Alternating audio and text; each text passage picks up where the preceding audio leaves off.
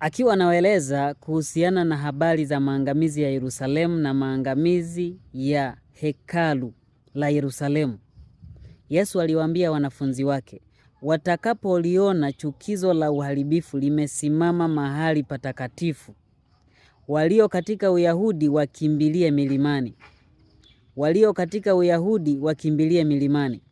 Ni kweli Yesu alikuwa anazungumzia milima halisi ambayo Wakristo ama Wayahudi walitakiwa wakimbilie huko wakajifiche kwa usalama wao, wakati ambapo wangeona majeshi ya Rumi yamezingira Yerusalemu.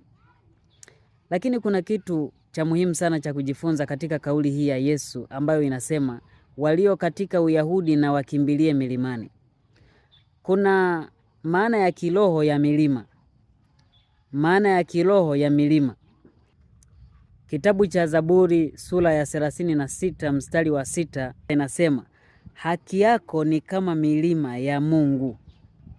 Haki yako ni kama milima ya Mungu.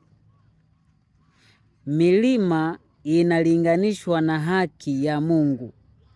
Milima inafananishwa na haki ya Mungu, ambapo wanadamu wanajificha kuepuka maangamizi yao. Sikiliza, ni kweli Wayahudi walikimbilia katika milima halisi, na kwa namna moja ama nyingine watakatifu katika wakati wa mwisho watakimbilia katika milima halisi kujificha kwa usalama wao. Lakini kuna mlima wa kiroho ambao kila mmoja anapaswa kujificha kwa huo ili kuepuka hukumu ya Mungu ya mwisho. Mlima huo ni haki ya Mungu.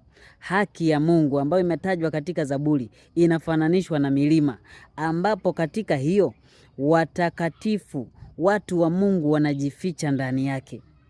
Haki hiyo ya Mungu inapatikana kwa njia moja tu, kwa njia ya kumwamini Yesu Kristo. Yeyote anayemwamini Yesu Kristo anaipata ama anavishwa hiyo haki ambayo ni mlima wa kujificha kiroho, ili kwamba hukumu ya Mungu inapokuja katika ulimwengu huu, aliye na haki hiyo, aliyejificha chini ya haki hiyo ambayo ni mlima wa Mungu, hawezi akaangamia, hataangamia kamwe. Ndiyo maana Yesu katika kitabu cha Mathayo 6 mstari wa 33 alisema, utafuteni kwanza ufalme wake na haki yake. Utafuteni kwanza. Zingatia neno kwanza. Ina maana Yesu alitambua kimbilio la kwanza la wadhambi, kimbilio la kwanza la wanadamu ni haki yake.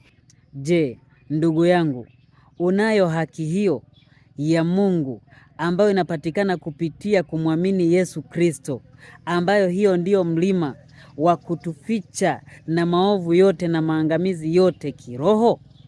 Mwamini Yesu leo, uvikwe hiyo haki ambayo daima hutapotea na hutapatwa na maangamizi ya ulimwengu huu unaoisha.